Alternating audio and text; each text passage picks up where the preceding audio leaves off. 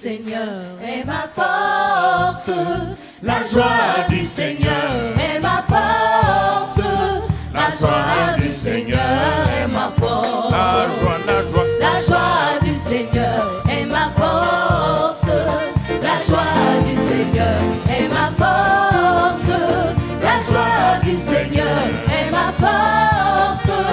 La joie du Seigneur est ma force. Si tu veux cette joie, il te faut danser. Si tu veux cette joie, il te faut danser. Si tu veux cette joie, il te faut danser.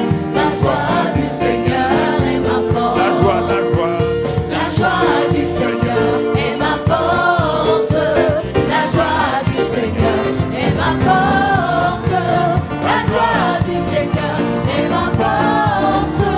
La joie du Seigneur est ma force. Si tu veux cette joie, Si tu veux cette il faut louer. il te faut louer. Si tu veux cette joie, il te faut louer. Si tu veux cette joie, il te faut louer.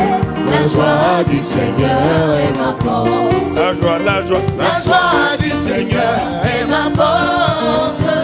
La joie du Seigneur est ma force. La joie du Seigneur est ma force. La joie du Seigneur est ma force. Si tu veux cette joie, il te faut sauter. Faut sauter. La joie du joie, il te faut sauter.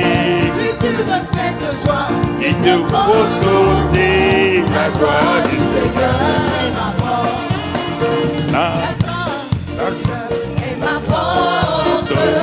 La joie du Seigneur est ma force. La joie du Seigneur est ma force. La joie du Seigneur est ma force. libéré. Il m'a Libéré. Oh oui, Libéré. oui, J'ai c'est la victoire. Libéré. Du péché de son pouvoir. Gloire à Jésus qui m'a vraiment libéré. Libéré, il m'a libéré. Libéré, oui, c'est la victoire. Libéré, du péché de son pouvoir. Gloire à Jésus qui m'a vraiment libéré. La joie du Seigneur est ma force. La joie du Seigneur est ma force. La joie du Seigneur est ma force. La joie du Seigneur est ma force. Encore une fois, La joie du Seigneur est ma force. la joie du Seigneur, Est ma force. la joie du Seigneur, Est ma force. la joie du Seigneur est ma force. Une dernière fois, la joie du Seigneur est ta force. Dis à ton frère ta force. La joie du Seigneur est ta force. La joie du Seigneur est ta force. La joie du Seigneur est ma force. Amen. Gloire à Dieu. Amen. Merci. Gloire au Seigneur. Nous bénissons le Seigneur ce soir pour votre présence ici et nous rendons grâce à Dieu de ce que Dieu veut nous faire avancer car nous sommes la nouvelle création. Et merci Père pour cette grâce que tu nous as donnée d'être partie prenante de ta famille, d'être une nouvelle création établie dans ce royaume et pour régner dans cette vie au moyen de l'abondance de la grâce et du don de la justice. Sois béni, Père, au nom de Jésus. Amen. Asseyez-vous dans sa présence.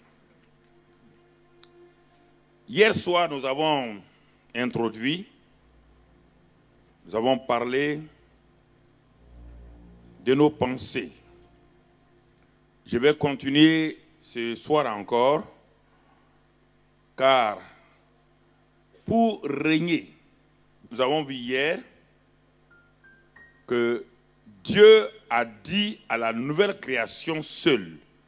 C'est la nouvelle création, parce que nous ne confondons pas la nouvelle naissance et la nouvelle création. La nouvelle naissance produit la nouvelle création. la nouvelle création est le produit de la nouvelle naissance. La nouvelle naissance, c'est l'acte quand un enfant naît naturellement dans un hôpital. Ça, c'est la nouvelle. Donc, l'enfant est né dans ce monde. Et cet enfant est une nouvelle créature. Parce que cet enfant n'avait jamais existé dans le monde naturel. Il vient de paraître maintenant dans le monde naturel. Il est une nouvelle créature sur le plan humain. Et les gens peuvent le voir, les gens peuvent le toucher, les gens peuvent le prendre dans leurs bras. Mais cette nouvelle créature-là ne règne pas encore sur le plan naturel. Il va passer par tout un processus. Il va croître.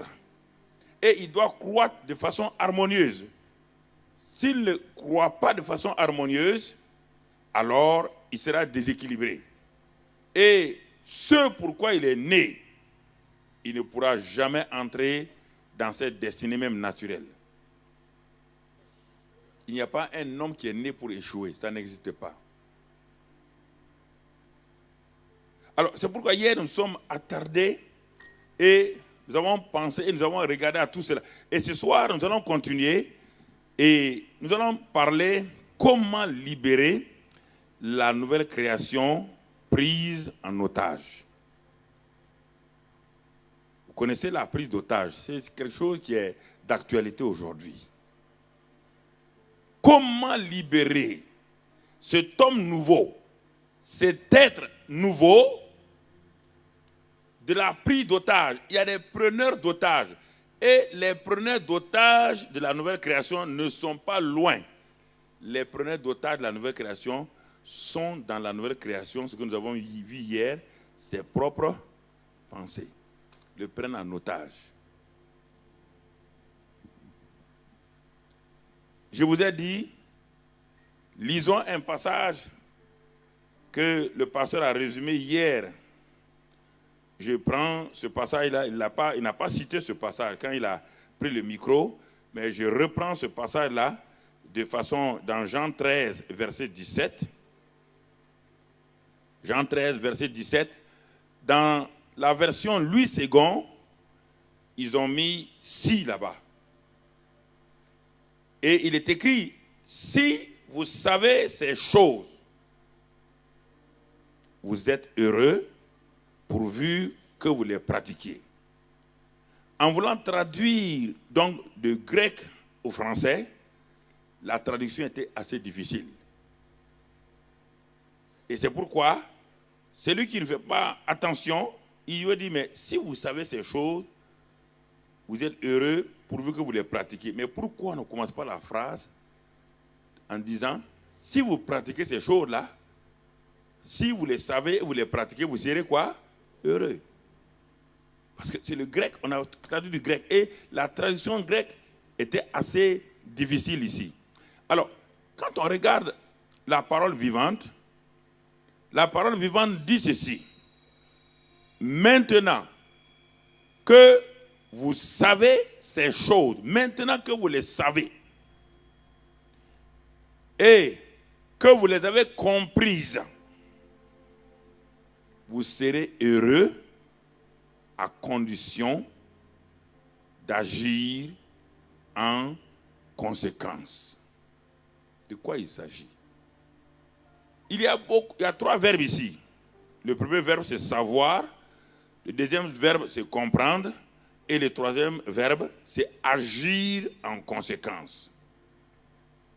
Et le résultat de tout cela, vous serez heureux. C'est-à-dire vous serez des hommes et des femmes dans la paix, dans la quiétude. Des hommes et des femmes qui ne seront plus angoissés dans la peur. Mais qu'est-ce que Jésus dit ici? Jésus n'a pas dit si vous savez. Il ne s'est pas arrêté là.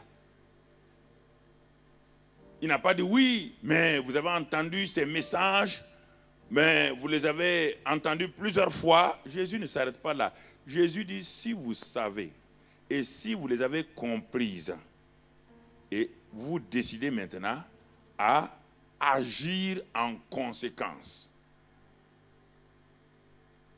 Parce que la différence entre la foi et croire, les gens ne savent pas, il y a une différence.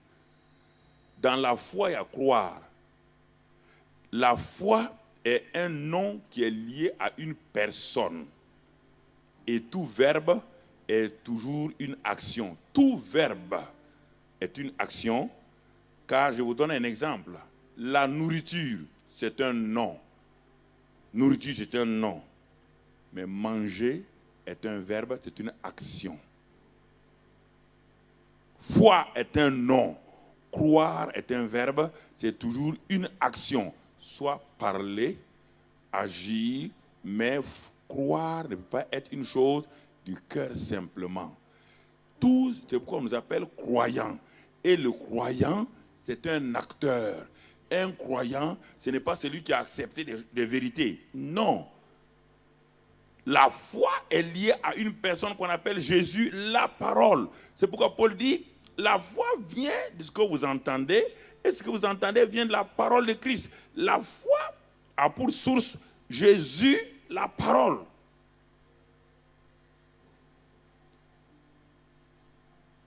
Le nom voiture n'a pas de sens si celui qui a acheté la voiture là ne la conduit pas. Conduire, c'est l'action. Ce n'est pas la voiture qui est importante. La voiture est déjà à ma possession. Il faut que je la conduise maintenant. En la conduisant, je vais résoudre mes problèmes de transport. La foi nous a été donnée selon la mesure du don de Christ. On n'a pas un problème de foi. Le croyant n'a pas un problème de foi. Il a un problème de croire, c'est-à-dire d'agir en conséquence de ce que lui a été déjà donné.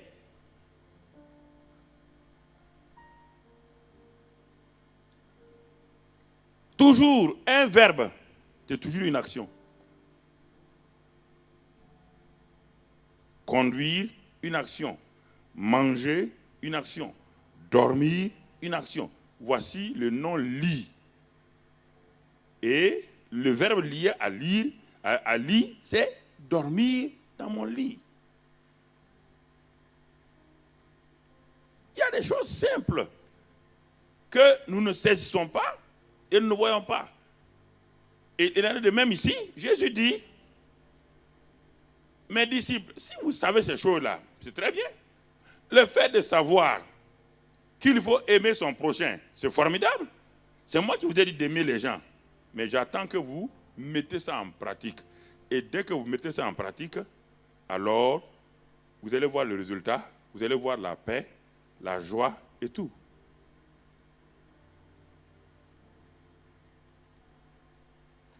Alors, allons-y, je vais prendre des exemples pratiques ce soir-là pour nous amener. On va faire un sondage dans le royaume.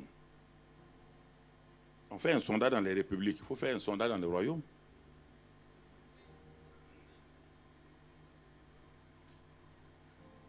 Première question qu'on pose quand on veut sonder l'opinion, on prend un échantillon. Ça, c'est la loi de la probabilité, les calculs, ça, c'est la statistique. Peut-être que tu ne comprends pas ça, c'est une matière de statistiques. Calcul de probabilité.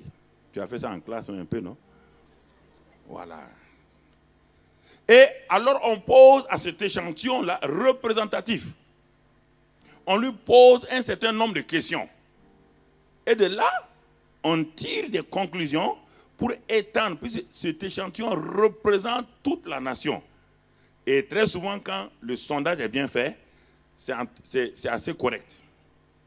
Alors, première question que je voudrais te poser ce soir, et poser à chacun d'entre nous, combien savent avec certitude qu'ils sont une nouvelle création?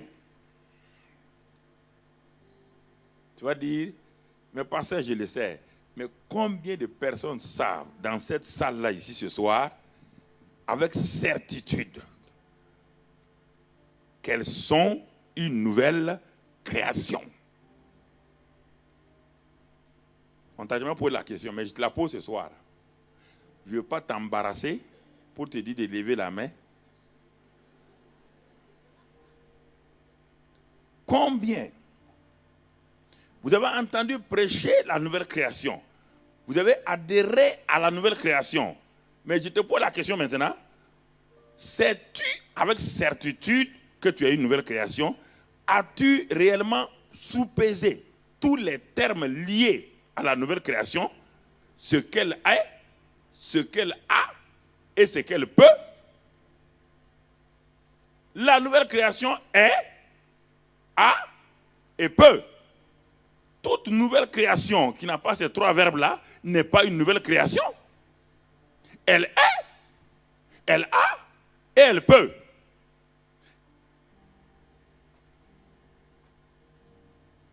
Voici les trois verbes liés à la nouvelle création.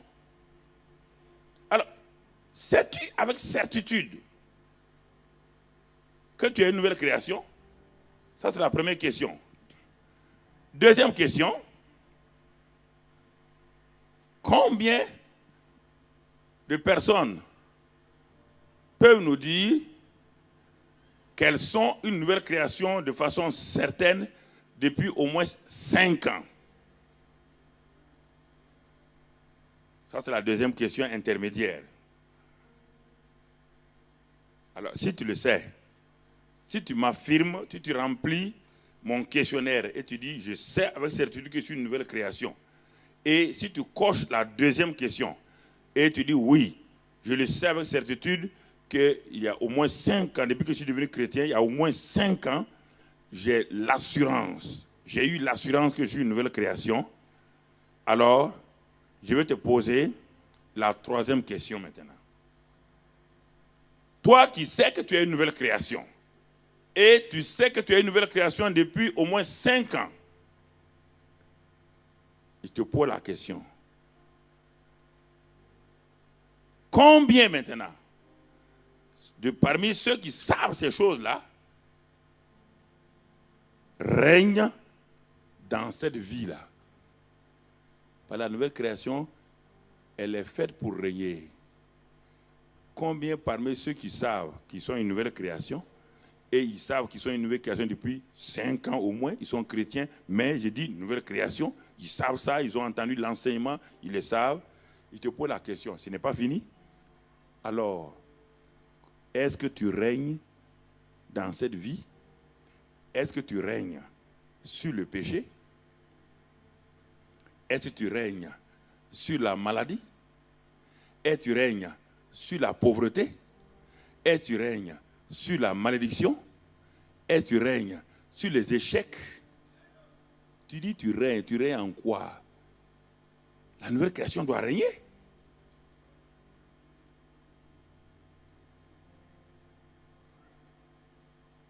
Tu règnes sur quoi? Quel est ton domaine de règne? Le domaine dans lequel tu peux dire, il se peut que tu sois moyen dans plusieurs domaines, mais je vais te faciliter la question. Maintenant, quel est le domaine, au moins parmi tous ceux que j'ai cités là, il y a un domaine où tu peux dire avec certitude, moi dans ce domaine-là, je suis un roi. Dans ce monde, il y a on dit les rois de la drogue, on dit les rois des cartels, on dit les rois de ceci ou cela. Mais toi, tu es roi de quoi? Dans le règne du domaine de Dieu, tu es roi de quoi? Tu règnes sur quoi? Sur quoi tu règnes? Sur le péché, tu ne règnes pas. Sur la malédiction, tout le temps tu es terrassé par toutes les maladies des ancêtres jusqu'à Adam. Tout le temps, toi, tout le temps, c'est des malédictions générationnelles. Jamais on n'arrive à couper. Et ensuite, tu ne règnes pas sur le plan financier. Tout le temps, c'est la pauvreté, la misère.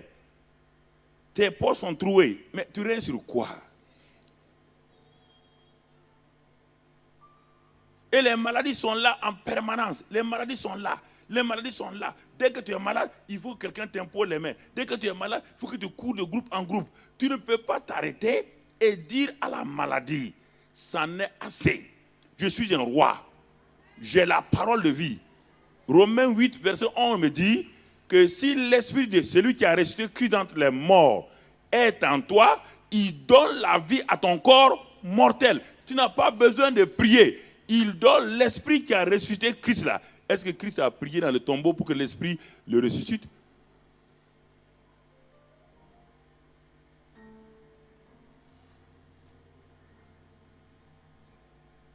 Alors, bien-aimés frères et sœurs, ces questions-là, assois-toi et pose-les. Tu réfléchis. Quand tu rencontres un ami, il dit, bon, voici une pensée que j'ai eue. Et il te donne sa pensée. Tu dis à ton ami, bon, ok, je vais réfléchir à tes pensées, à ta pensée, et demain on verra. Pourquoi tu réfléchis aux pensées des autres et tu ne réfléchis jamais à tes propres pensées? Je ne comprends pas. Non, tu réfléchis, tu dis aux gens, attendez, je vais réfléchir à ce que tu m'as proposé. Tu m'as donné une pensée, je vais réfléchir. Et tu t'en vas effectivement, tu réfléchis au tenant et aboutissant de cette pensée-là, et après tu prends une décision pour adhérer à la pensée de ton ami. Mais pourquoi tu ne le fais pas avec toi-même? Pourquoi les pensées qui affluent en toi, tu ne t'arrêtes pas? Tu dois réfléchir à tes pensées. Penser et réfléchir sont deux choses différentes. Les pensées viennent, mais il faut réfléchir à ce que tu penses. Tu dois réfléchir à ce que tu penses.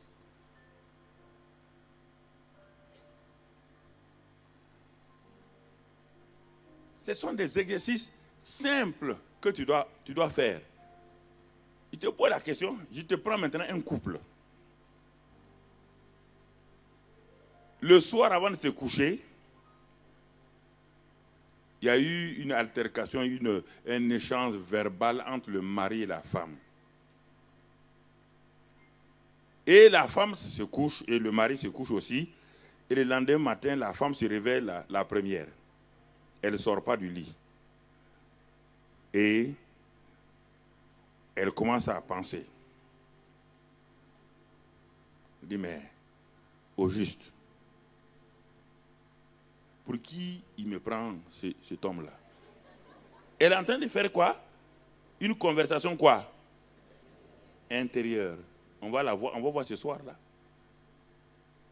Et de cette première question qu'elle va se poser, d'autres questions vont quoi? Surgir. Et si elle va dans le sens mauvais, quand elle va sortir du lit, elle est déjà comment? Elle est déjà en quoi? Et le mari se réveille aussi. Il dit, mais comment? Cette femme-là, elle est insoumise. Je lui ai parlé hier. Lui aussi, son raisonnement. Et lui aussi continue dans ce raisonnement-là. Il est en quoi? Déjà, les pensées sont remplies de colère. Quand ils vont se rencontrer à la cuisine, à la table du petit déjeuner, ils vont passer des pensées à quoi maintenant? Chacun attend quoi? Un acte de l'autre pour faire quoi? Pour ouvrir sa mitraillette. Et les balles sont bien préparées. Les balles, elles sont là. Et tu vois la femme qui marche. C'est-à-dire, elle a envie d'envoyer la balle. Mais comme il n'a pas donné l'occasion, il marche. Dès qu'il dit quelque chose, pap, pap, il a tiré. Non, vous riez. Mais c'est ça la vie chrétienne.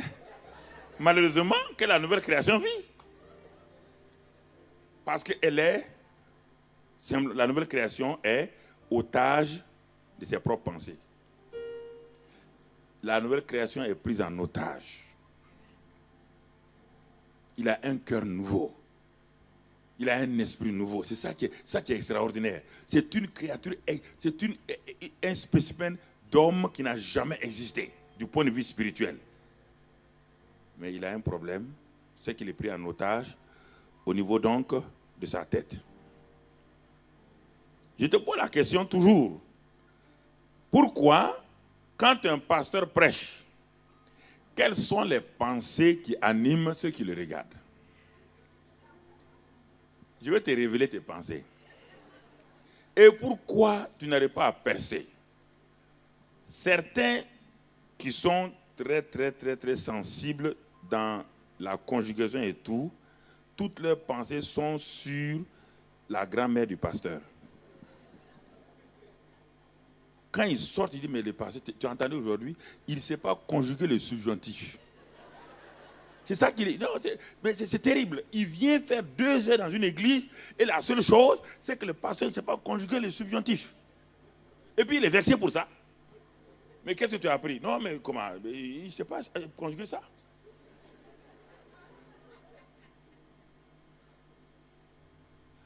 L'autre, c'est l'habillement du pasteur. Mais non, mais il s'habille comme ça, là. Il se prend pour qui? D'autres, c'est le ventre du pasteur. Son ventre est gros, hein? Mais écoutez, je vous dis, mais certains de mes chrétiens m'ont dit ça. Il dit, mais pasteur, ton ventre a diminué maintenant. Il dit, ah bon? Donc, madame, vous venez à l'église, la seule chose, c'est le ventre du pasteur. Et vous osez venir me le dire. Donc, dès que je rentre, je la regarde. Elle tourne la tête, je dis, ah ah. Change de pensée. Mais plein de gens rentrent dans l'église. Et écoute, c'est la parabole du semeur qui est devant vous. La parabole du semeur est comme ça. Pourquoi les semences ne fonctionnent pas? Pourquoi il n'y a pas de fruits? Pourquoi sur les 4 champs, il y a un seul qui a produit? C'est ça. C'est la même chose. Toute vérité étant parallèle, la vérité naturelle, la vérité spirituelle vont de pas. Il n'y a pas d'automatisme, il n'y a pas de magie dans la vie chrétienne. La seule chose instantanée et miraculeuse, c'est la nouvelle naissance. Tout le reste est un processus. S'appuyant sur les principes des lois que tu dois mettre en exergue pour grandir, la loi de la croissance, la loi de la maturité, la loi, tout ça, ce sont des lois spirituelles. Il est dit, Jésus même a subi, il est passé par tout ça. Lisez Luc 2, 42, Luc 2, 52. Vous allez trouver ça. Il a subi, il est passé par ce processus-là. De même qu'il n'y a pas un enfant qui peut naître aujourd'hui. Demain, il a la barbe. De même, il est impossible que quelqu'un naisse de nouveau s'il n'y a pas des choses qu'il doit vaincre au fur et à mesure. Il ne peut pas arriver à la maturité. Et l'obstacle majeur du chrétien, ce n'est ni le diable. Le diable est un ennemi vaincu. Ce n'est même pas ton pasteur ou tes parents. Non, frère, ce sont tes propres pensées. Ton système, ton mode de pensée, c'est ça qui te paralyse. C'est pourquoi je te parle des choses simples. Jésus dit, si tu sais ces choses-là, et si tu ne les mets pas en pratique, tu ne seras jamais heureux. Donc quand tu viens à l'église, ne passe pas ton temps à avoir des pensées ne sors pas pour dire je ne suis pas d'accord avec ce que le pasteur a dit. Examine ce qu'il a dit. Est-ce que ça t'est profitable? Tu n'es pas venu pour faire une concurrence. Comment tu as fait à l'école? Est-ce que tu as tout le temps contesté les professeurs? Pour devenir un ingénieur, si tu contestais les professeurs, tu serais ingénieur aujourd'hui? Non. Tu ne comprenais pas tout. Mais ce que le professeur enseignait, tu prenais, tu l'étudiais, et tu as vu que tu passais tes examens. Mais l'église, c'est la même chose. Mais toi, tu veux contester, tu veux être supérieur au pasteur. Parce que tu as lu des livres à gauche, à droite.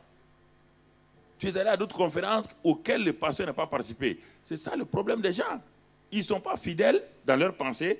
Ils empruntent des pensées à gauche, à droite. Et ces pensées qui ne sont pas arrivées à contrôler, à dominer. Toute pensée qui n'est pas contrôlée, dominée, n'influence pas ta vie.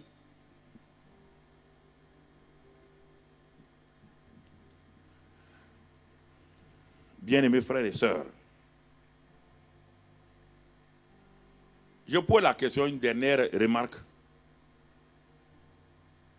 Avez-vous déjà invité un voleur pour venir dîner chez vous?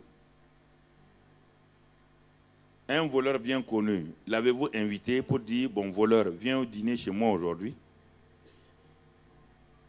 Et quand il a fini de dîner, vous laissez le voleur faire tout ce qu'il veut, prendre votre moto, ou bien votre radio, votre télé, s'en aller avec ça? L'avez-vous déjà fait? Qui l'a déjà fait? Personne. Alors, pourquoi laissez-vous vos pensées, pourquoi vous invitez vos pensées et vous asseyez à vos pensées à la même table, vous mangez à la même table et vous laissez ces pensées vous voler votre joie, votre paix, votre quiétude et vous vous laissez donc maltraiter par vos propres pensées. Pourquoi vous les invitez à la table? Il y a des gens, ils ne sont heureux que lorsqu'ils ont des pensées cyniques et des pensées mauvaises. Réfléchis. Ce n'est pas une accusation, je parle de toi-même.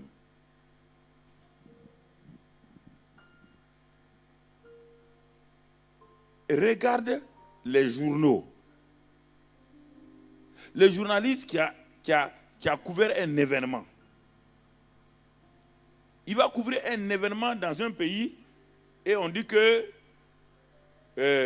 en tout cas, les votes se sont bien passés, mais lui, il va ajouter une phrase. Est-ce qu'on a pu contrôler que tout est passé sans fraude? C'est ça le problème. Quand on dit que la presse est objective, aucune presse n'est objective. Par derrière toute presse, il y a un être humain imparfait qui décrit un événement avec son concept, avec sa vision, avec sa manière de penser. Donc aucune information n'est objective. Ça n'existe dans aucun pays du monde. Communicateur, soyez humble. Ça n'existe pas. Quand on dit à un journaliste qui n'est pas protestant, prenons de façon générale, d'aller faire une enquête sur les protestants, et il a déjà sa religion, il peut être objectif, il a les éléments, il comprend qu'est-ce que la nouvelle création. Est-ce qu'il comprend ça? Il va vous prendre et à la fin, il va trouver que vous êtes une secte. Parce qu'il a été élevé dans un contexte où on a décrit les sectes. Il a grandi dans ça. Et c'est avec cet élément dans sa pensée qu'il s'en va analyser. Et dès qu'il vous voit en train de faire des choses, voilà, on nous a dit qu'une secte, c'est des émotions. Dès qu'il voit quelqu'un qui dit « Ah !» voilà, c'est ça. Parce que déjà en lui, il a des pensées arrêtées sur les sectes. Mais prenez un homme qui est né sans religion, rien, qui n'a pas de religion, rien, et vous l'amenez dans un endroit où les gens sautent, ils crient, ils rient. Quand il vient, il est content. Est-ce qu'il va dire que c'est une secte? Il n'a pas une idée arrêtée. Tes pensées, c'est ça qui te crée des problèmes. Alors j'ai dit que mes pensées me prennent en otage. La nouvelle création, c'est que il est enfant de Dieu. C'est que il est la justice de Dieu. Il connaît ses vérités de façon théorique, mais il n'est pas entré dans l'expérience de ça. Pour passer de la théorie à l'expérience, tout doit passer par un laboratoire qu'on appelle donc la pensée. C'est la pensée qui te permet, mon frère. La bouche est le directeur commercial de la société. La bouche vend les produits. Mais la pensée, c'est elle qui les raffine, qui les met, et le cœur est simplement donc l'usine elle-même. C'est pourquoi Jésus dit que les pensées de votre cœur, et on dit ensuite après, les pensées de votre âme. Et votre bouche ne fait que dire, ne peut que vendre le produit que votre pensée a déjà scellé. Vous ne pouvez pas être directeur commercial d'un produit qui n'existe pas. Si votre entreprise vend des bonbons, vous serez directeur commercial de vendre des bonbons. Vous ne pouvez pas vendre des chocolats alors que votre entreprise ne produit pas ça. La bouche ne fait que répéter, ne fait que exposer ce que l'usine et le traitement, l'emballage ont produit, et il ne fait que présenter ces produits-là. Et c'est ce que tu fais régulièrement. Et si les produits sont bons, alors tu avances. Si les produits ne sont pas bons, tu te crées un problème. Alors, lorsqu'on dit qu'on a pris quelqu'un en otage, cela veut dire que cet homme-là a été kidnappé, saisi par quelqu'un d'autre et qui l'a gardé dans un endroit sûr. Et l'homme nouveau que nous sommes, la nouvelle création, vous savez, ce n'est pas un message classique.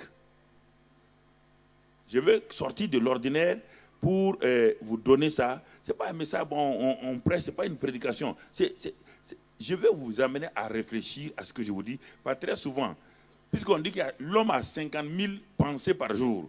Alors, réfléchis, quelles sont les pensées que tu retiens sur les 50 000? Tu vas voir que même pas 2 ou 3. Mais pourtant, les autres pensées continuent à t'influencer. Alors, un homme qui est pris en otage, il y a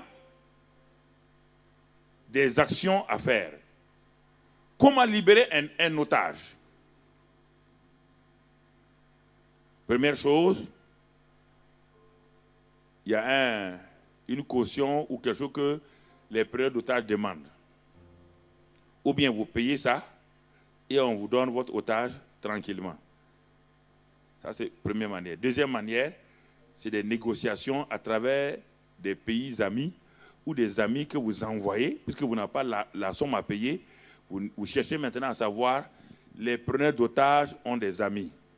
Et vous passez par leurs amis, vous les envoyez pour qu'ils négocient, pour que votre citoyen qui a été pris en otage soit libéré. Et troisième chose, c'est de préparer un plan d'attaque pour aller libérer votre otage. Mais en ce moment-là, il y a des risques très très élevés parce que vous n'êtes pas sûr qu'en prenant d'assaut les preneurs d'otages, que vous allez faire sortir indemne l'homme qui a été pris en otage.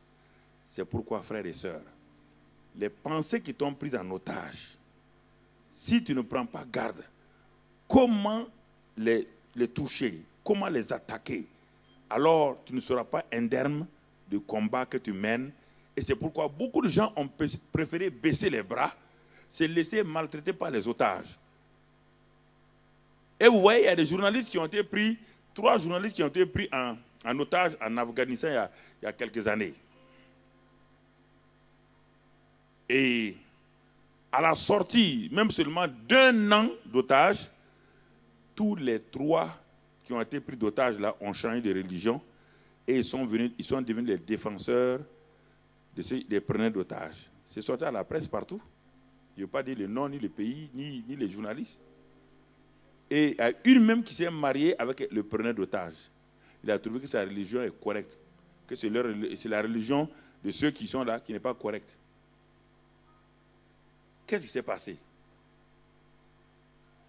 Le preneur d'otages lui a fait un lavage de cerveau totalement. Elle est partie pour couvrir un événement. Et on l'a pris en otage. Et parce qu'elle n'a pas de fondement sûr. Elle avait des pensées négatives sur sa religion. On lui a présenté de nouvelles pensées sur l'autre religion. Elle a balancé les pensées sur sa religion. Elle a adhéré à cette religion. Elle est devenue une défenseur extraordinaire de la nouvelle religion. Ce que je dis là, peut-être vous allez penser que ce n'est pas une prédication classique. Je ne suis pas en train de te prêcher. Tu as été déjà prêché longtemps. On t'a prêché beaucoup de choses.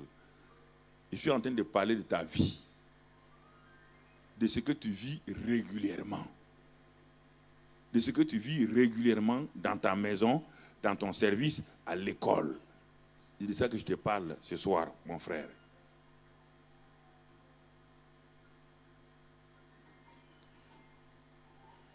Et quand on libère l'otage, on l'amène, on fait un examen médical.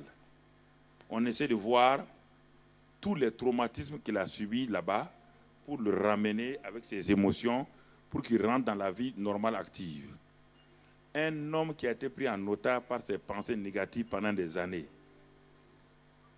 pour le libérer, si vous ne travaillez pas sa vie, il y aura tellement de blessures en lui que même pour adhérer aux nouvelles pensées du royaume là, tout est difficile. C'est-à-dire qu'il va entendre les vérités du royaume, mais c'est comme de l'illusion. C'est comme des choses qui ne sont pas réelles. Le prédicateur va venir enseigner des choses fortes. Il va accepter. Mais quand il sort, au cœur, il n'a pas changé d'un seul iota. Il continue à vivre comme il était. Et puis pareil.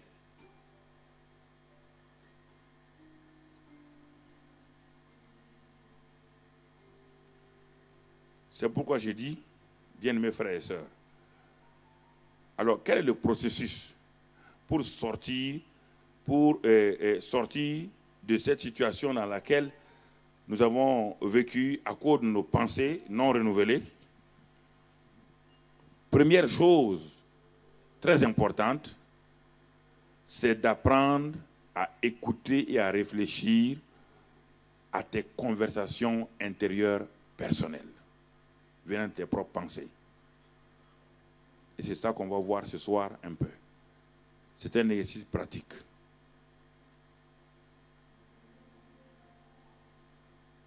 Apprendre à écouter et à réfléchir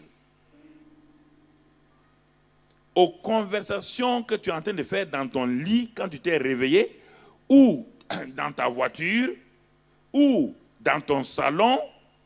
Les pensées sont en train de passer et repasser. Tu es en train de converser avec toi-même. C'est toi qui converses avec toi-même. Comme je l'ai dit ce matin et tout à l'heure, la femme s'est réveillée, elle a commencé à converser avec elle-même. Le mari s'est réveillé, il a commencé à converser avec lui-même. Chacun d'entre nous converse avec lui-même plus qu'avec tout le monde.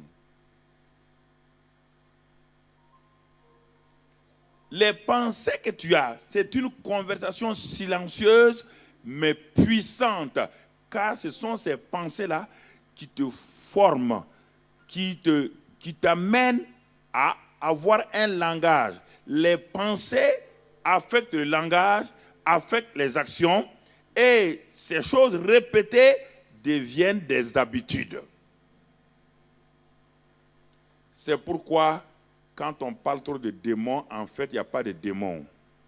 Dans ce domaine-là, la plupart des chrétiens n'ont pas de problèmes de démons, ont des problèmes de manque de discipline dans leurs pensées.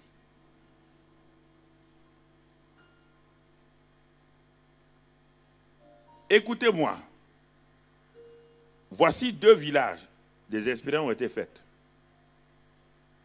Les 2 villages, pendant des années, ont eu des maladies comme la bilharziose, des maladies, des dysenteries, des diarrhées aiguës. 2 villages africains, je prends un exemple là-bas. Et ces 2 villages-là sont arrivés à la conclusion que ce sont les sorciers, ce sont les esprits mauvais qui sont en train de tuer les gens du village. Et dès qu'un bébé meurt, on consulte le sorcier et le sorcier désigne que c'est la voisine, telle chose qui a tué votre bébé. Et voici qu'un de leurs enfants sort, s'en va faire des études et revient. Il a fait des études de chimie, de tout cela. Il revient au village.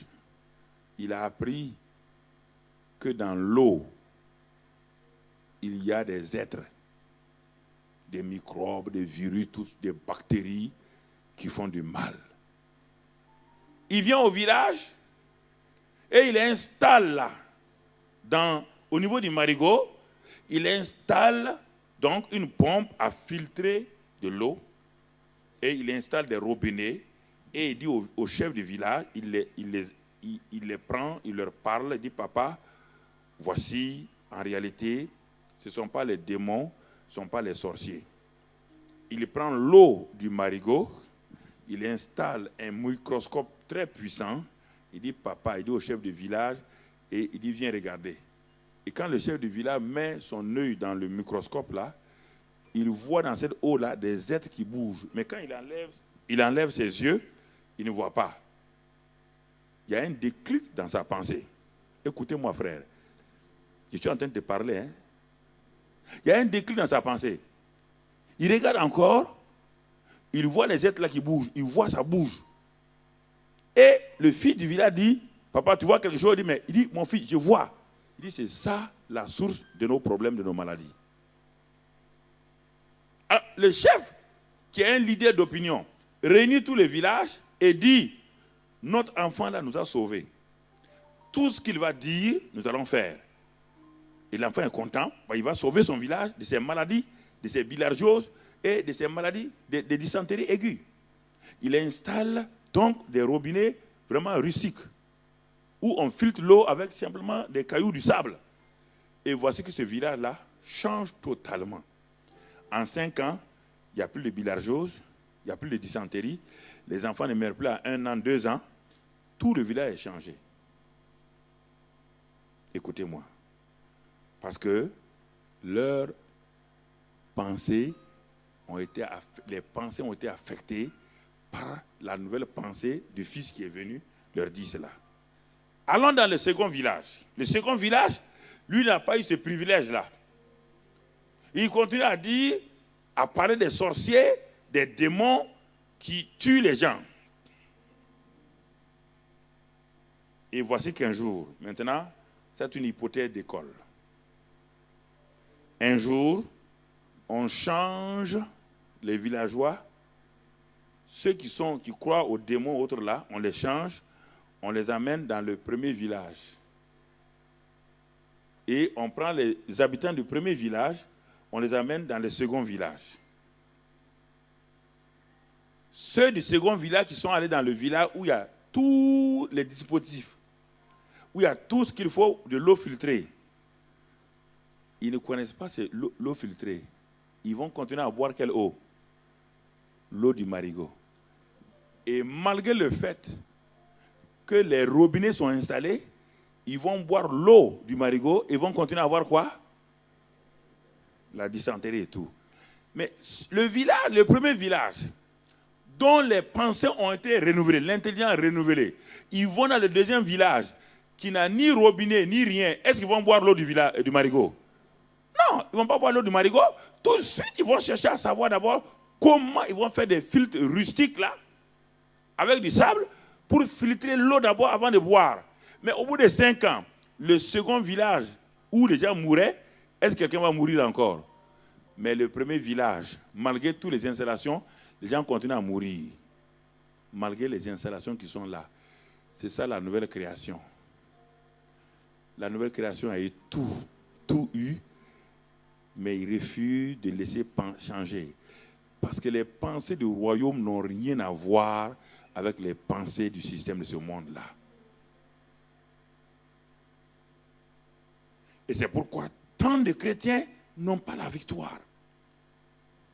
Ils vont aller jeûner, mais ils vont aller jeûner pour des choses pour lesquelles on ne doit pas jeûner.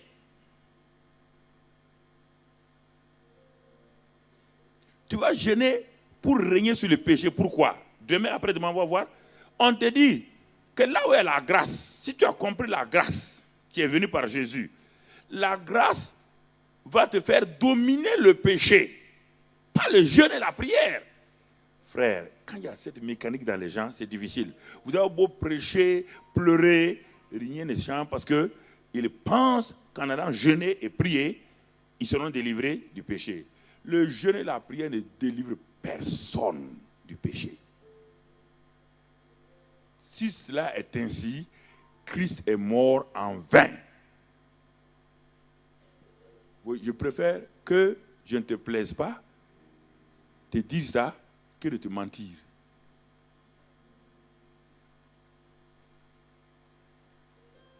Il faut être clair, limpide. Si tu veux la victoire, tu ne regardes pas à l'œuvre achevée de Christ. Tu regardes à ce que tu dois faire. Tu n'auras jamais la victoire. Notre victoire repose sur l'œuvre achevée de Christ.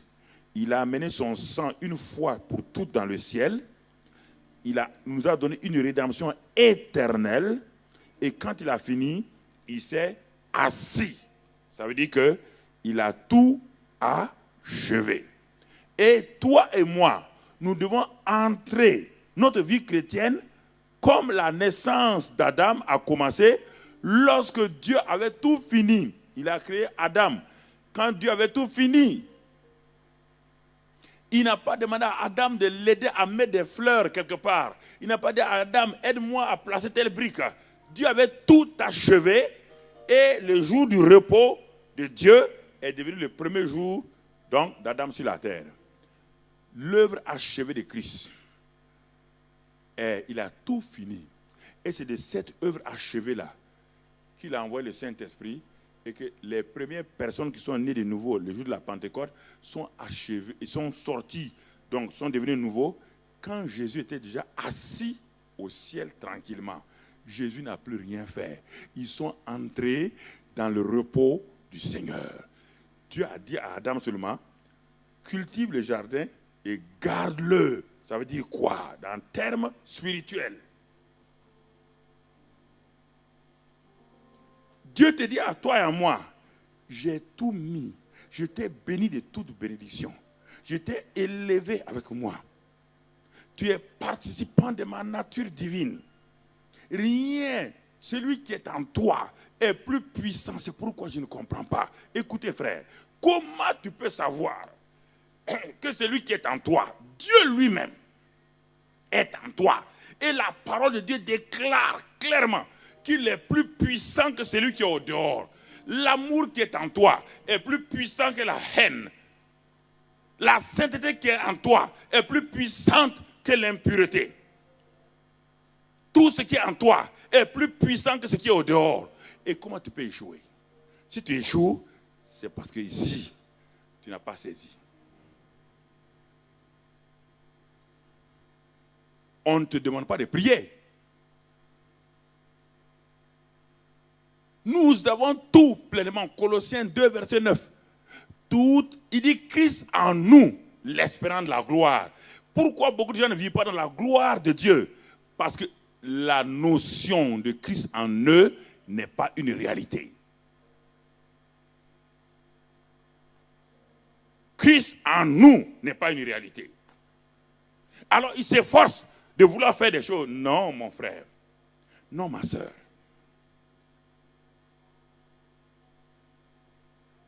Tu ne vois pas Pierre, 50 jours passés? Regarde le même Pierre après la Pentecôte. C'est le même homme. C'est la même vie encore. Regarde Paul avant d'avoir rencontré Christ. Regarde Paul après d'avoir rencontré Christ. Prends s'il te plaît la Bible là. Prends la Bible, je t'en supplie. Regarde tous les gens avant la rencontre de Christ.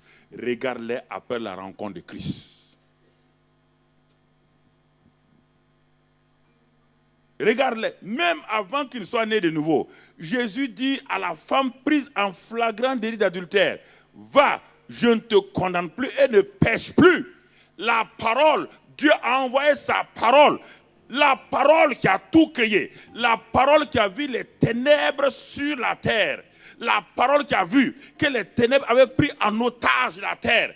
Quand Dieu a parlé, il s'est assis, il n'a pas bougé. Dieu a envoyé sa parole. La parole est descendue. Et avec le Saint-Esprit, les ténèbres se sont écartées. Un nouveau jour est venu et la lumière a brillé. Et le même Dieu est en toi. Sa parole est en toi. Quelle forme de ténèbres toi tu as plus que la terre au commencement? Que la parole n'a pas pu. Il dit, il a tout fait par la parole. Satan n'a pas de force tant que Dieu ne parle pas. Satan ne peut rien faire à qui que ce soit tant que Dieu n'a pas parlé. Dès que Dieu parle, Satan prend ce que Dieu a parlé, il manipule, il tord. C'est ça sa force. Tant que Dieu n'a pas dit ceci, Satan il va attaquer quoi?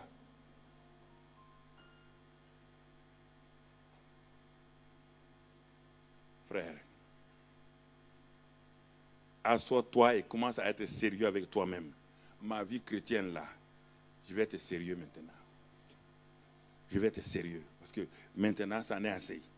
Ça en est assez de tituber, de tomber, de me relever. ou Dieu ment ou c'est moi qui mens.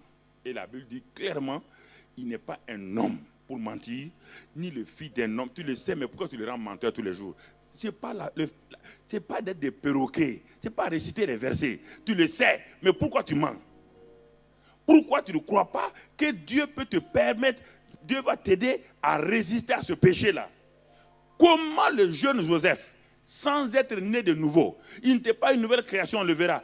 Comment le jeune Joseph, un esclave dans la maison de Potiphar, mais qui avait la mentalité changée, a-t-il pu, au moment où ses frères l'ont abandonné, il était esclave, a-t-il pu dire à la femme de Potiphar, alors qu'il pouvait aller avec la femme de Potiphar sans problème, pourquoi a-t-il dit, je ne ferai pas de mal ni à toi et à ton mari?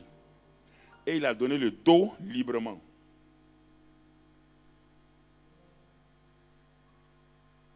La victoire des chrétiens, ce n'est pas de lutter devant le péché. La victoire des chrétiens, c'est quand ils donnent le dos au péché avec joie et il s'en va.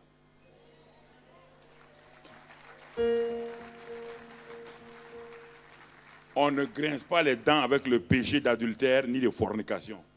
On ne s'arrête pas pour dire, j'ai envie de pécher, mais si le pasteur me voit, qu'est-ce qu'il va dire? Si Dieu t'a déjà vu, on n'a pas besoin. La réalité de Dieu en toi te donne dos au péché et tu t'en vas. C'est ça la victoire. Pas besoin d'aller gêner pour ne pas mentir. Celui qui a la vérité en toi, comment tu vas mentir? Tu peux être surpris par un mensonge, mais tout de suite, ton cœur te gronde. Ce n'est pas Dieu qui gronde les gens. Dans la nouvelle création, Dieu ne condamne pas la nouvelle création, c'est son cœur. Il dit, Dieu est plus grand que ton cœur. Si ton cœur te condamne, parle à ton cœur toi-même, et Dieu qui est plus grand. Ouais, là, il faut connaître la nouvelle création dans sa réalité. Mais le preneur d'otage va te faire dire que tu as péché. Dieu doit te frapper avant. Dieu ne frappe pas quelqu'un. Jésus est lui-même ce que Dieu est. Tu ne l'as jamais vu frapper quelqu'un. Tu ne l'as jamais vu maudire quelqu'un. Et quand ses disciples voulaient envoyer le feu sur les Samaritains, il leur a dit, ne savez-vous pas de quel esprit vous voulez copier Moïse? Moïse n'est pas un exemple à copier. Vous voulez copier même Abraham. Ce n'est pas un modèle. C'est Christ qui est le modèle. Alignez votre vie sur Christ. Christ est venu habiter en vous. Il ne vous a pas laissé oisif. Il est venu habiter en vous. Et il te dit maintenant, je vais t'aider pour avoir la victoire. Ton problème, c'est que tes pensées, ton intelligence n'est pas encore renouvelée. Il dit, mon fils, assois-toi comme Josué s'est assis et a médité la parole de Dieu. Le succès de Josué ne venait pas parce ça venait simplement du fait qu'il a renouvelé ses pensées en prenant les pensées de Dieu. C'est ce qui a fait que Josué a compris comment Dieu opère. Il a compris comment Dieu opère. Il te pose la question. Cette femme qui s'est réveillée le matin et elle a commencé à penser que son mari la méprise. Son mari lui fait tout cela. Et son mari ne la respecte pas. Elle s'en va jeûner et prier. Ça va changer? Ça va changer? Le jeûne et la prière ne vont pas changer son mari. C'est ça le problème. Le jeûne et la prière ne changent pas les gens. Ça change toi-même. Si elle revient avec les mêmes pensées négatives là, son jeûne et sa prière ont été vaines.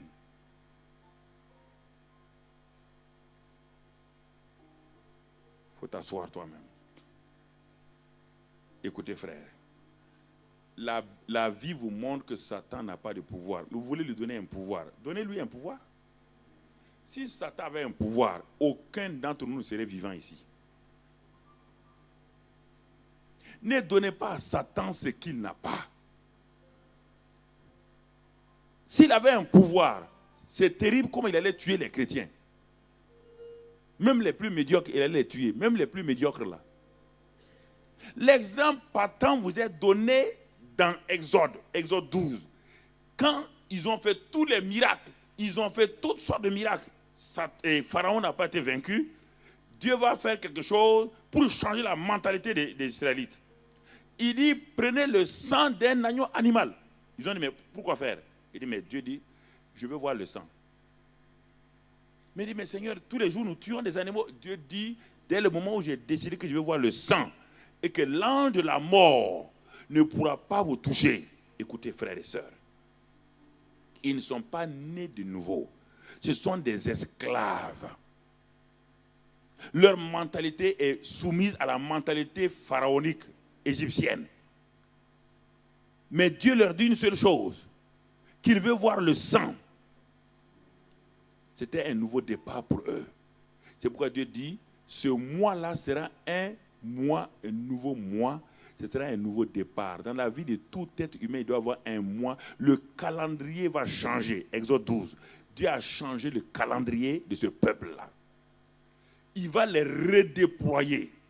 Il va les redimensionner. Il va les amener à commencer à repartir sur de nouvelles bases. Et cette base-là, c'était simplement la parole de Dieu, le sang. Et quand ils ont accepté d'appliquer ce sang sur les linteaux de leurs portes, ils n'avaient pas de maisons en dur, ils n'avaient que des tentes. Et de l'autre côté, Pharaon avait des grandes maisons. L'Égypte était en avance sur le monde entier à l'époque. En matière d'habitat, ils avaient tout. Donc leur maison était solide. Mais la nuit, écoutez-moi, aucun Israël n'avait Dieu en lui. Dieu était en haut, il n'était pas en eux. Mais Dieu dit, quand l'ange de la mort et moi-même, nous verrons le sang là, je vais passer par-dessus. Quand les Israélites ont mis le sang sur leur maison, sur leur tente, dans ces tentes-là, écoutez-moi frère, il y avait des enfants bandits, il y avait des enfants fornicateurs. Les enfants israélites et les enfants égyptiens étaient pareils. Parce qu'il y a longtemps, ils n'obéissaient plus à Dieu. Les Égyptiens avaient des gens meilleurs aux Israélites. Mais quelle était la différence? Ce n'était pas leur caractère ni leur vie. C'était simplement qu'il fallait accepter de soumettre leur pensée à la parole de Dieu. Bah, Dieu voulait voir le sang. Dieu ne voulait pas voir les actes des gens. Dieu n'a pas dit à Moïse, vous allez faire 3 jours de jeûne. Il dit, je veux voir que, car sans effusion de sang, il n'y a pas de salut. Sans effusion de sang, il n'y aura jamais. Tes jeûnes et tout n'ont aucune valeur s'il n'y a pas effusion de sang, si Christ n'a pas versé son sang. L'ange de la mort n'est pas dans le camp égyptien. Il y avait les gardes-corps de Pharaon. Pharaon était au courant que l'ange va venir, parce que Moïse lui a dit. Il a mis autour de son fils premier-né tous les gardes-corps. Mais avant qu'on sache, l'enfant de Pharaon est mort étranglé. Tous les enfants des ministres, tout jusqu'aux animaux, on entendait en Égypte les cris. L'ange de la mort, repu du sang des Égyptiens, se tourne vers le camp d'Israël. Des gens qui vivent dans des tentes. Il n'y a même pas de grande porte. Il arrive là. Il arrive à la première tente. Et dans cette tente-là, tous ceux qui étaient là-bas n'étaient pas des gens honnêtes. Mais l'ange de mort a voulu passer, il n'a pas pu. Parce qu'il y avait une seule chose, le sang. Alors, comment voulez-vous? C'est pourquoi Dieu dit qu'il y a des gens qui sont assis, des témoins. C'est pourquoi il termine Hébreux 11 avec les témoins. Il dit qu'il y a des témoins qui sont assis, qui nous regardent. C'est les Moïse, c'est les Josué, les David. Ils sont assis sur les gradins du stade du royaume. Et ils nous regardent courir. Il dit qu'ils nous regardent courir. Mais ils nous regardent courir, ils remet la tête. Nous, on n'avait que le sang des boucs et des taureaux. Nous n'étions pas nés de nouveau. Nous étions l'ancienne créature.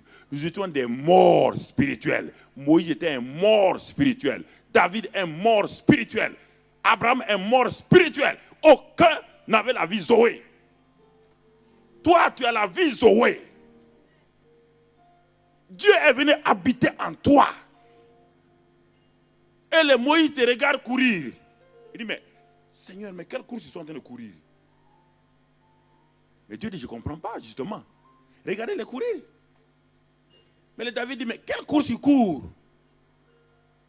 Mais c'est eux qu'on attendait. Pendant des millénaires, nous avons cherché à savoir Christ, à le connaître. Et nous voyons Christ en eux. Il dit, mais Dieu, regarde, Christ n'a jamais été en moi. Mais en eux, il y a Christ. Chacun d'entre eux, il y a Christ. Mais regarde comment ils courent. Nous, on n'avait pas ce privilège. Mais regardez comment nous avons couru avec nos propres efforts. Et nous étions des morts. Et ils sont des vivants. Comment des morts peuvent aller au-delà des vivants? Réfléchis, mon frère. Tu as déjà réfléchi à ça? Comment des morts? C'est pourquoi il dit, ils se lèveront et ils vont nous accuser.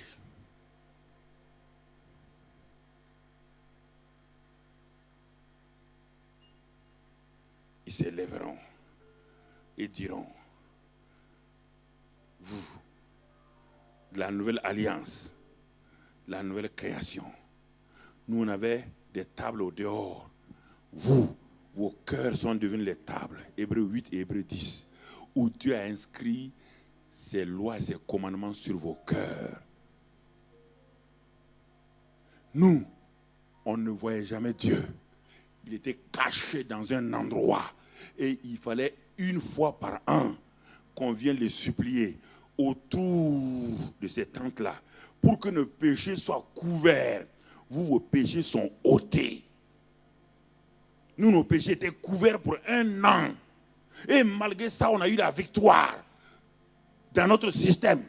On a eu la victoire. Vous, vous avez tout et vous n'avez pas de victoire. Frère, réfléchissez un peu. Comment vous avez appris le christianisme?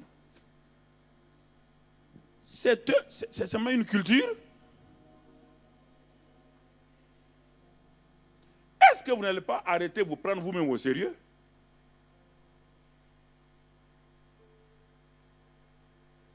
Votre christianisme est basé sur quoi? Les prédicateurs prêchent, ils vous prêchent. Vous prenez, vous posez. Vous prenez, vous posez. Formidable. Et vous voulez avoir la victoire. Vous allez avoir la victoire comment? Voici deux enfants qui vont en classe. Ils ont le même professeur. Il leur donne les mêmes leçons. L'un arrive, il ferme son cahier, ses livres, il pose. L'autre étudie et il s'impacte lui-même. Les pensées qu'il avait, il impacte ses pensées avec les enseignements du professeur. Le jour du test va arriver. Le jour de l'épreuve arrive. Chacun a un jour d'épreuve. Mais vous pensez que celui qui n'a pas appris les leçons en allant jeûner et prier, il va savoir comment résoudre son problème? Le jeûne et la prière vont vous lui montrer comment deux triangles sont semblables? Il pourra faire la factorisation de cette équation-là. Il pourra faire la factorisation? Je vous pose la question. Vous êtes intelligent, non? Est-ce qu'il pourra le faire? Mais celui qui a appris régulièrement ses leçons, c'est difficile pour lui? Le jour qu'il rentre à l'examen, il rentre avec assurance, oui ou non? Mais l'autre rentre en tremblant. Il a beau aller prendre tous les gris-gris, il a beau aller prendre toutes les ceintures, il a beau aller boire toutes les eaux bizarres, il va échouer. Il va échouer. Quand on va dire le triangle ABC et le triangle DEE, en quoi ils sont semblables, il ne connaît même pas le théorème. Non, mais je vous pose la question, il n'a jamais ouvert son cahier. Il vient, ça c'est une église, c'est une école comme ça, il vient à l'école, il écoute, il s'en va.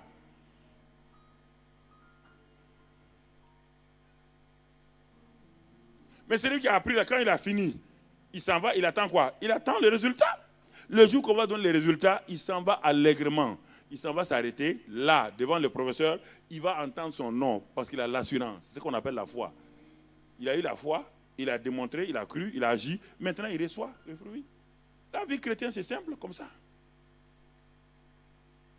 Mais celui qui a fermé son cahier, qui a fermé son livre, il n'a pas envie d'aller, il va le demander à quelqu'un, va écouter, viens me dire ce qu'il y a. Pourquoi? Parce qu'il a peur. Il n'a aucune assurance en lui.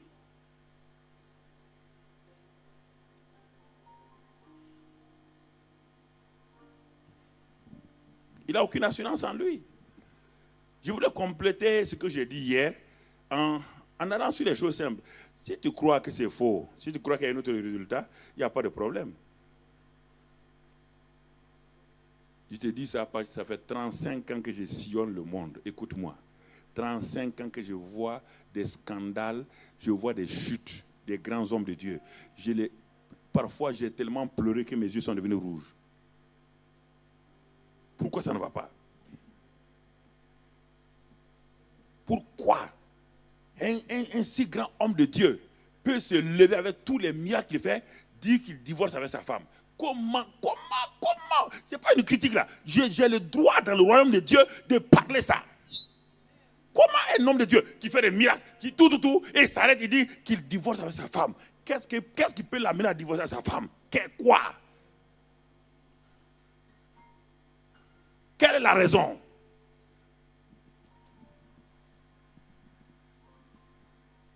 Dites-moi, quelle est la raison?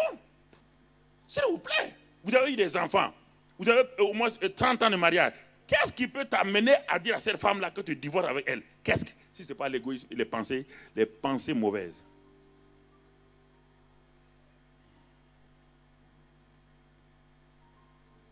Les gens confondent les dons et la vie. Les dons spirituels. Même l'âne de Balaam a eu un don spirituel. Mais il n'est jamais né de nouveau.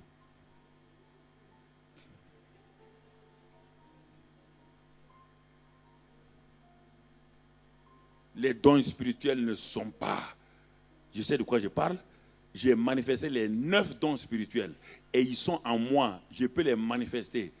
Mais quand j'ai eu des problèmes, et quand j'ai fait le tour du monde, de l'Inde en Thaïlande, le monde entier, j'ai fouillé. Les hommes de Dieu que je croyais être des exemples, quand je suis allé m'asseoir à leurs pieds pour écouter, quand ils m'ont parlé de leurs difficultés, de leur scandale, j'ai pris mon avion vite, je suis venu à la maison. Non, je vous parle. Je suis un homme qui a été maltraité, brisé. Tu comprends? Maltraité, brisé par toutes sortes de problèmes, toutes sortes de péchés et tout. Qui luttait, qui jeûnait, qui pleurait. Rien. Dieu m'a dit, vous savez, vous voulez me culpabiliser, mais je suis inculpabilisable. Parce que vous voulez me dire que moi je ne vous aide pas. Moi je vous ai donné des principes. Je vous ai donné mes lois. Si vous ne les appliquez pas, vous ne l'aurez pas. Vous avez des lois économiques, non? Il dit oui. Vos économies fonctionnent par quoi? Par les lois économiques. La loi de la demande et de l'offre. Vos banques fonctionnent par quoi? Des lois. Tout fonctionne par des lois et des principes. Là, vous les hommes, vous voulez qu'on respecte vos lois et vos principes. Et moi, je vous donne des principes, des lois pour régner, vous ne voulez pas. Vous voulez que je fasse quoi?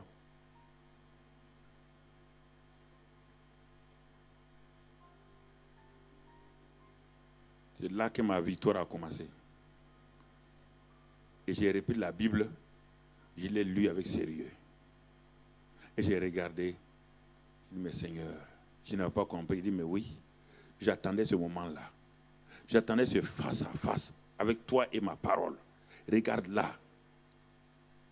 De toute manière, des générations ont passé avant toi. Des milliards d'hommes ont passé avant toi. Se sont appuyés sur cette parole-là. Ils ont réussi. D'autres ont refusé. Ils ont échoué. Je ne te ferai pas une exception. Je ne fais pas d'exception. Tous doivent être là. Mon fils est passé par là. Et là, quand j'ai commencé à prendre au sérieux, j'ai vu que moi-même, je me suis créé trop de problèmes pour échouer. Et là, j'ai pris un nouveau départ. En prenant Dieu au sérieux, en me prenant au sérieux. Bien-aimés frères et sœurs, regardons les lamentations de Jérémie. Regardons un grand homme. Vous allez découvrir Lamentation de Jérémie, chapitre 3. Vous allez découvrir pourquoi ce livre-là est sorti du livre de Jérémie. Pourquoi Dieu l'a sorti. Et Dieu a dit à Jérémie de l'appeler Lamentation. Lamentation, écris ça. Un grand prophète comme toi, tu te lamentes, écris pour que tout le monde sache qu'il y a beaucoup de lamentateurs parmi mes hommes. Lamentation de Jérémie. Jérémie 3. Et regardez en quoi il se lamentait. Verset 19.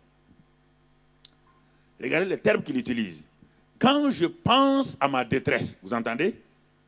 Quand je pense, donc Jérémie avait un problème de pensée.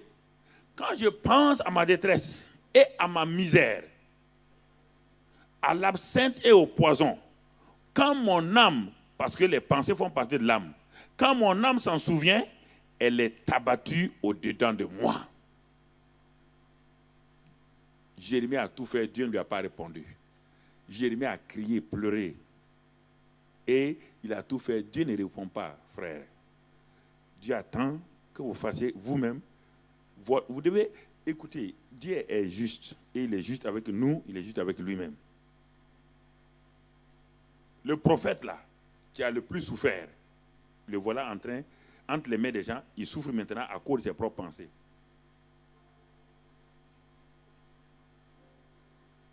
Qu'est-ce qui t'abat? Qu'est-ce qui t'abat, mon frère? Jérémie n'a pas dit, mes ennemis m'abattent. Jérémie n'a pas dit, le diable m'abat. Tu es abattu par quoi, enfant de Dieu? Nouvelle création, tu es abattu par quoi? Tu dis, ah, ma famille. Non, ta famille ne peut pas t'abattre. Ce sont tes pensées qui t'abattent. Les pensées que tu entretiens, c'est elles qui t'abattent. Ce n'est pas ta famille. Elle t'abat en quoi? Qui t'a frappé? Tu as abattu, qui t'a frappé? Personne. Mais pourquoi tu es abattu? Qui t'a abattu? C'est toi-même. Quand je pense, je suis abattu.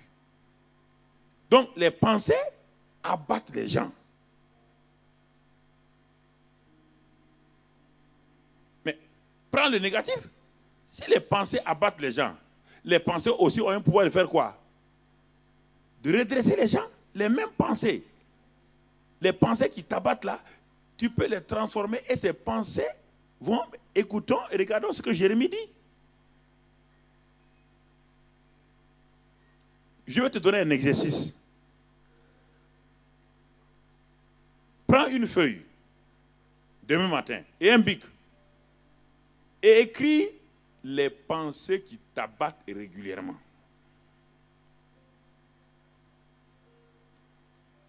Non, ce sont des choses que j'ai faites que je te dis. Écris les pensées là qui t'abattent régulièrement. Je croyais que c'était de l'amusement. Une fois, j'ai fait ça une nuit. Ce n'est pas 3 pages, hein. Ce n'est pas 4 pages que j'ai remplies. C'est des pages. Et je me suis tombé, j'ai commencé à pleurer. Je suis mon abatteur moi-même. Ce n'est pas Dieu ni le diable. Et ensuite, l'autre côté de la page, les pensées qui t'abattent là, écoute maintenant, et mets les pensées positives, écris les bienfaits de Dieu. Écris tous les bienfaits de Dieu.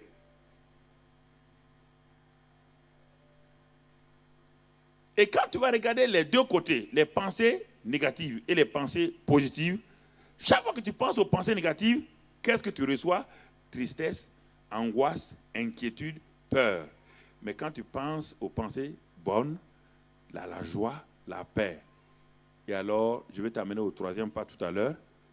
Quand tu es arrivé à faire ces choix-là, toi-même à distinguer ça, tu vas voir que ce sera facile pour toi de te garder et de commencer à régner. On n'a pas vu le règne encore. On est en train de déblayer le chemin. Lorsque tu verras ces choses-là, ça sera facile pour toi, lorsque tu vas commencer à converser, de voir quelles sont les pensées qui te créent des problèmes, et tu verras les pensées qui te créent, qui t'amènent à monter. Ça, c'est un exemple, un exercice que je te dis que j'ai fait, quand moi aussi, il y a 20 ans en arrière, quand j'avais des difficultés. Je n'avais pas l'enseignement, mais j'avais la pratique. Lamentation de Jérémie a été un verset que j'ai mis à mon miroir, dans ma voiture, à ma table, quand je me réveille, table de chevet. J'ai mis ces passages-là. Je ne savais même pas ce qu'il fallait faire. Ma femme disait, mais pourquoi mais qu'est-ce que tu as? Je dis, je ne comprends pas ce que j'ai. Je suis abattu, je ne comprends rien, rien ne me plaisait, je n'arrivais pas à prier, et je parlais que c'est le diable. Mais Dieu m'a dit, le diable ne peut rien te faire. Ce sont tes pensées. Jusqu'au jour où j'ai lu Lamentation 3, j'ai dit, c'est pas possible. Et j'ai placé ça sur mon miroir. Quand je me peignais, je lis. J'ai mis sur ma voiture, dans ma voiture, partout où j'allais. Et je disais ça. Et je disais quoi maintenant? J'ai commencé à mettre les bonnes pensées. Le verset 22, on saute le verset 21, 22 et 21 d'abord. Voici ce que je veux repasser à mon cœur. C'est une décision. Voici ce que je veux repasser à mon cœur. Ce qui me donnera de l'espérance. Ouais, jusqu'à présent, il dit il ne parle pas de Dieu, il ne parle pas de prière. Il dit les pensées que j'avais m'abattaient. Et il a décidé de mettre fin à ses pensées. Il dit, voici désormais le nouveau départ, le nouveau redéploiement. Je vais repasser ce qui va me donner de l'espérance.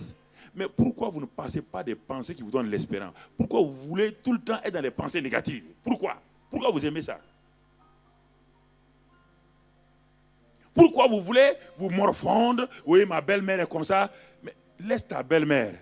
Si ton beau-père est bon, pense à ton beau-père. Laisse ta belle-mère tranquille. Et je ne comprends pas pourquoi vous voulez vous appuyer tout le temps sur le mauvais, le mauvais, le mauvais. Pourquoi? Ça vous fait du mal à vous?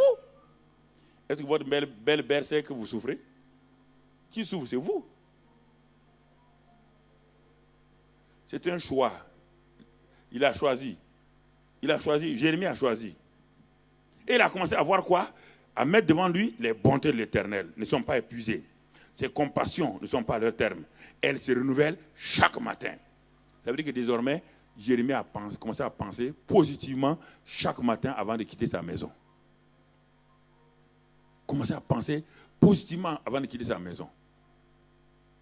Si tu vas au travail avec des pensées déjà arrêtées sur ton patron, sois sûr que la journée sera négative.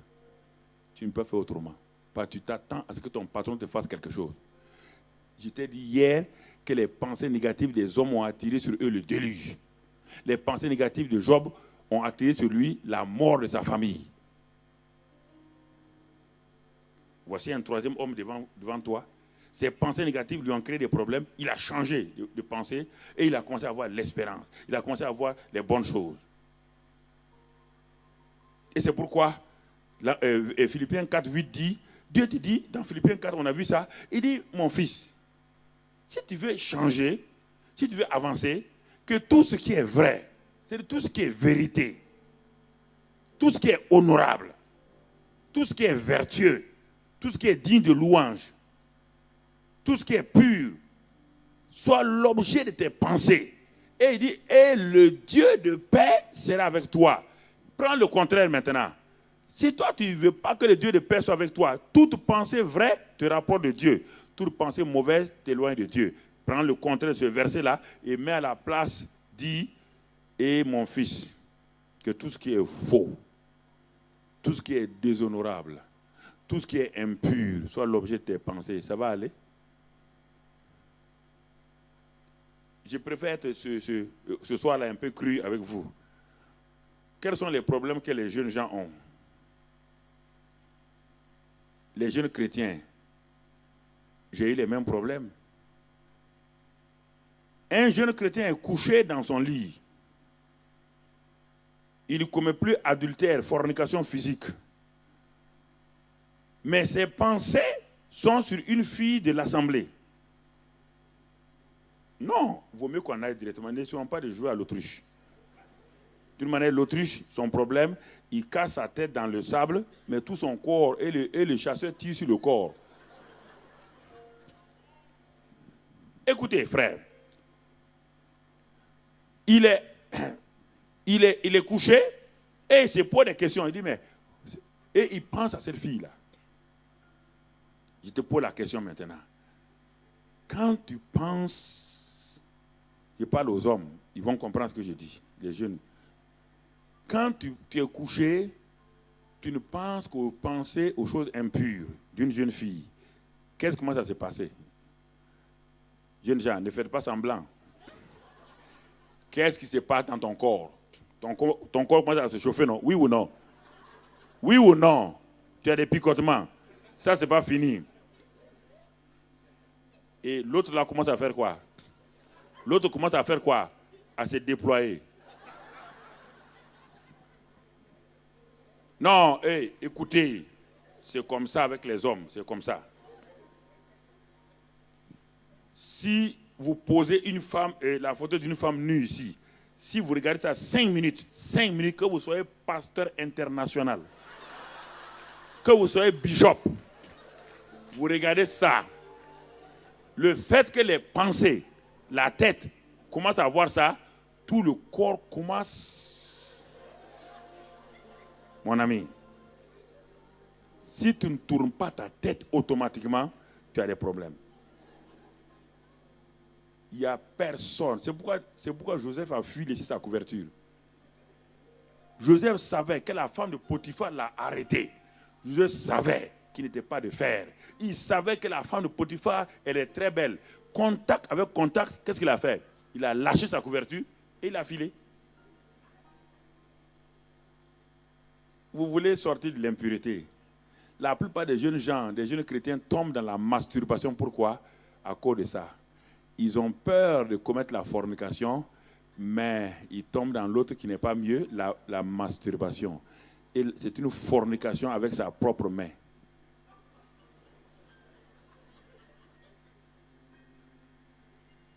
La fornication est un acte impur avec une jeune fille ou une femme.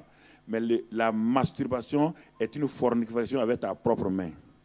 Ta propre main devient la femme là. Ça, c'est pire encore. C'est à cause de quoi? De tes pensées. Si tu ne penses pas mauvais, tu ne peux pas te masturber. Tu ne peux pas te lever comme ça un matin, tu ne peux pas te masturber. Jamais. À moins que tu sois fou. Tu dois être fou.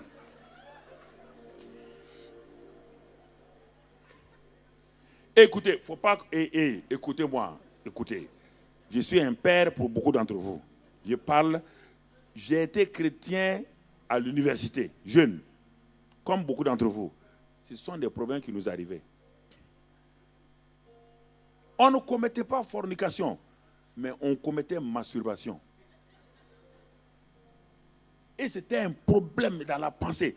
Mais le pasteur a prié tellement pour moi, il a prié. J'étais sûr que j'avais un démon.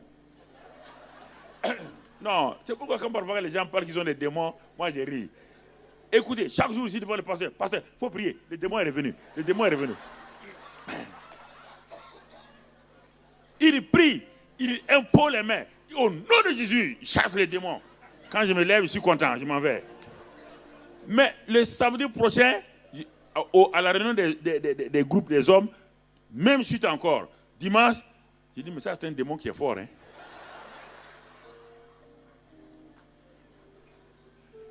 Mais Dieu, écoutez, un jour je priais, je pleurais, et j'étais sérieux, hein? Je pleurais dans ma chambre d'étudiant. Je pleurais, mais Seigneur, pourquoi tu ne me délivres pas? Et la voix de Dieu m'a dit que lui, il ne sépare jamais deux amis. C'est la première fois que j'ai entendu ça. Il ne sépare pas deux amis. Il dit, tu aimes la masturbation, oui ou non? Il dit, Seigneur, j'aime ça un peu quand même. Il dit, alors. Il me dit, alors, si tu aimes ça, moi je ne sépare pas. Moi je sépare, quand mes enfants ont des ennemis, je les sépare de leurs ennemis, pas de leurs amis. Tu aimes ça, non? Il dit, oui. Il dit, bon, allez. Mais quand j'ai commencé à changer mes pensées, la tentation qui venait passait automatiquement. J'ai dit, mais pourtant, j'ai jeûné, j'ai prié. Plus je jeûnais, je priais, plus je pensais à la fille là. Et même quand j'étais dans le jeûne, l'affaire là s'élevait. Donc ça, c'était un démon fort. Hein? Il n'a même pas peur du jeûne et prière. Seigneur, bon, on termine là parce que vous êtes là il y a longtemps. Mais un démon qui n'a pas peur de jeûne et prière, alors que la Bible dit que ce démon-là sort par le jeûne et la prière. Et pour moi, ça ne sort pas. Ah, non. Un démon qui doit sortir par le jeûne, c'est ça que Jésus a dit, non? Matthieu 17, il dit que cette sorte de démon sort par le jeûne et la prière. Moi, je jeûne et prie et j'ai problème. Donc, j'ai compris que le jeûne et la prière, là, si ce n'est pas fait dans un esprit de pureté, dans un esprit de choses, ça ne marche pas. Ce n'est pas les poudres perlimpinpin qu'on donne aux gens et puis c'est fini. Alors, pour demain, quand tu vas te lever, assois-toi et regarde. Commence à avoir des pensées positives. Commence à regarder les pensées bibliques. Commence à regarder quels sont réellement les hommes, les gens avec qui tu as de bonnes relations. Pense à eux. Et tu vas voir que tu es dans la joie. Commence à penser à des frères et des sœurs qui t'aiment beaucoup, qui t'apprécient. Ne pense pas aux gens qui te haïssent. Sinon, tu vas être découragé. Détourne ta tête des gens qui te haïssent. Détourne ta tête des choses qui ne marchent pas. Tourne ta tête, tes pensées sur les choses qui fonctionnent, qui marchent. Et en restant dans ces pensées positives-là, tu vas voir quelque chose qui va se passer. Un mécanisme que je te dis, et on n'a pas le temps, je vais m'arrêter là. Et quelque chose va se passer en toi au fur et à mesure. Et tu vas commencer à réglementer. Ce n'est pas une loi, mais tes pensées vont commencer à s'aligner sur les bonnes choses. Les bonnes choses. Les bonnes choses. Et tu vas voir que quand les pensées négatives vont commencer à venir, tu pourras les chasser facilement. Et alors, ces pensées positives qui s'installent en toi là, vont permettre que ton cœur et ta pensée, ton homme intérieur et ta pensée s'alignent sur la parole de Dieu. Et en ce moment, tu donnes au Saint-Esprit la liberté d'agir. Et je crois que Dieu voulant demain, on va voir cela, si c'est possible, pour que tu alignes toutes tes pensées sur la parole de Dieu. Et tu vas voir alors quelque chose de pratique se passer. Et tu vas voir que même dans tes études, les choses vont changer. Et tu vas voir que ce que tu n'aimais pas, tu vas commencer à aimer. Mais ne te braque pas sur les choses mauvaises. Ne te braque pas sur les choses impures. Ne te braque pas sur les gens que tu n'aimes pas ou qui ne t'aiment pas. Ne te braque pas sur eux. Braque-toi sur Dieu qui est bon, qui est fidèle. Et alors tu réussiras. Que Dieu te bénisse. Amen.